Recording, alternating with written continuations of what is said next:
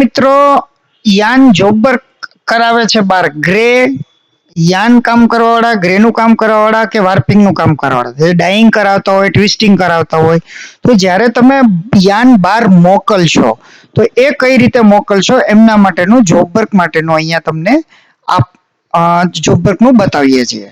તો આની અંદર જોબ વર્કની અંદર જશો તો આ મોડ્યુલની અંદર job work issue job work receive yarn issue અને એનું રજીસ્ટર આપેલું છે. સૌથી પહેલા આપણે યાન ઇશ્યુમાં જઈએ.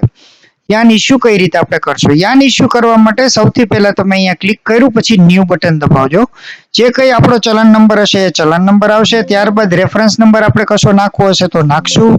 પાર્ટીનું નામ, જે પાર્ટીને આપણે જોબ વર્ક કરવાનું દેવાનું હશે એ પાર્ટીનું નામ, ઇશ્યુની તારીખ, લોટ નંબર જે કંઈ આપણે આગળ માસ્ટરમાં નાખેલો હશે એ પ્રમાણે લોટ નંબર અને એનો શેડ નંબર નાખેલો હશે તો શેડ નંબર. હવે જે પ્રોસેસ કરવા માટે દેવાના છીએ એ પ્રોસેસનું નામ એ પણ આપણે માસ્ટરમાં નાખેલું હશે. હવે આપણી જે ક્વોલિટી, અહીંયા બધા રો મટીરિયલની ક્વોલિટી આવશે. એટલે માનો કે હું અહીંયા 110 પોલીપ્લેન દેવા માંગુ છું તો આનો હું લખી લઈશ. હવે મારે એમને 3000 કિલો દેવા છે તો હું અહીંયા 3000 લખી નાખીશ અને અહીંયા હું યાનનો રેટ લખી નાખીશ. જે લોકોને ITC 04 ભરવો હોય એ અહીંયા યાનનો રેટ ફરજિયાત લખવો જરૂરી છે. અહીંયા મારે રિમાર્ક્સ લખવું છે તો રિમાર્ક્સ લખીશ અને એન્ટર મારીશ. ત્યારબાદ મારું યાન દેવાઈ ગયું, F9 દબાવીશ. વિશેષ કંઈ લખવું હશે તો લખીશ. ઈવે બિલ નંબર, જે આપણે ઈવે બિલ બનાવવાનું થાય છે જોબ વર્ક માટેનો ઈવે બિલ અને ટ્રાન્સપોર્ટ વેહિકલ બધું નાખીને હું આને સિમ્પલી સેવ કરીને પ્રિન્ટ કરીને પાર્ટીને આપી દઈશ.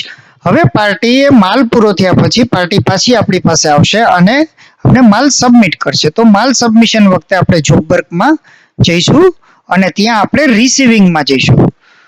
જોબ યાન રિસીવ આપણે જોબ વર્ક માટે આપ્યું હતું, જોબ વર્ક એટલે યાન કરનું જોબ વર્ક કરવા માટે આપ્યું હતું. હવે આપણે યાન રિસીવિંગમાં જઈએ છીએ. ત્યાં કરવા માટે અહીંયા યાન જોબ વર્ક રિસીવ લીધું, ન્યૂ કરશું. ઓટોમેટિક રિસીવિંગ ચલણ નંબર આવશે. જે તારીખ આવ્યું એ તારીખ, આપણે જે પ્રોસેસ કરવા દીધું હશે એ પ્રોસેસનું નામ અહીંયા આવી જશે. હું એન્ટર જ મારવાથી આગળ વધશે. હવે સામેવાળી પાર્ટી પોતાનો કોઈ ચલણ નંબર કે બિલ નંબર આપશે તો આપણે અહીંયા ચલણ નંબર અહીંયા મેન્ટેન કરશું.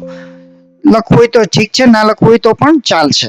હવે અહીંયા આપણે જે કઈ તારીખ આવ્યું, દાખલા કે 17 તારીખે આપણી પાસે એ લોકોનો 17 તારીખનું ચલણ છે એટલે 17 તારીખ નાખશું. જે પાર્ટીઓના બાકી હશે કામ એટલું જ પાર્ટીઓ અહીંયા આપણે બતાવશે. અહીંયા મારે જે પાર્ટીનું હતું એને મેં ક્લિયર કર્યું. હવે હું અહીંયા એન્ટર મારીશ એટલે મને અહીંયા મારો ચલણ નંબર બતાવશે કે 2 નંબરનું ચલણ છે. મેં આ માલ એમને આપ્યો તો 3000 કિલો આપ્યો હતો.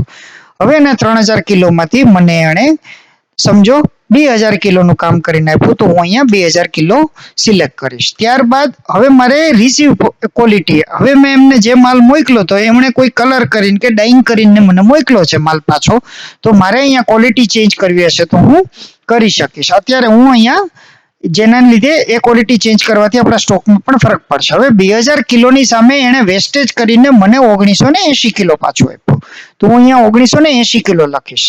જે કંઈ વેસ્ટેજ છે એ હું અહીંયા વેસ્ટેજ ઓટોમેટિક આવશે. હવે અહીંયા રેટ, તો કે જે મને જોબ વર્કનો કરીને આપ્યો તો એ રેટ હું અહીં નાખી શકું અથવા મારો રેટ વત્તા જોબ વર્કનો રેટ પણ હું નાખી શકું, જે તમારી અનુકૂળતા હોય એ પ્રમાણે.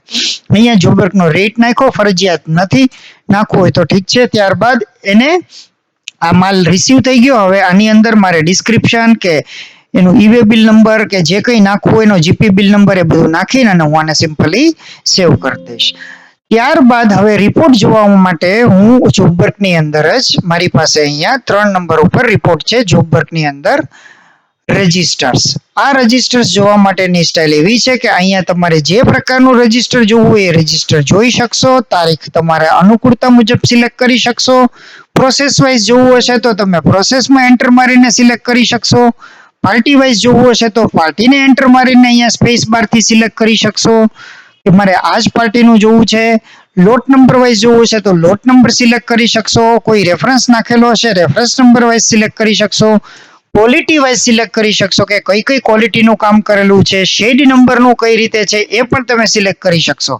આવી રીતે મલ્ટી સિલેક્શન કરીને ઇશ્યુ, રિસીવ, પેન્ડિંગ લોટ વાઇઝ વગેરે તમે કામ કરી શકશો અને રિપોર્ટિંગ અહીંયા જોઈ શકશો. હવે આની અંદર તમને એમ લાગે કે મારે એની પ્રિન્ટ કાઢવી છે તો એ પ્રમાણે પ્રિન્ટ કાઢીને તમે અહીંયા તમારી રીતે બધા જ રિપોર્ટ મેળવણું કરી શકશો.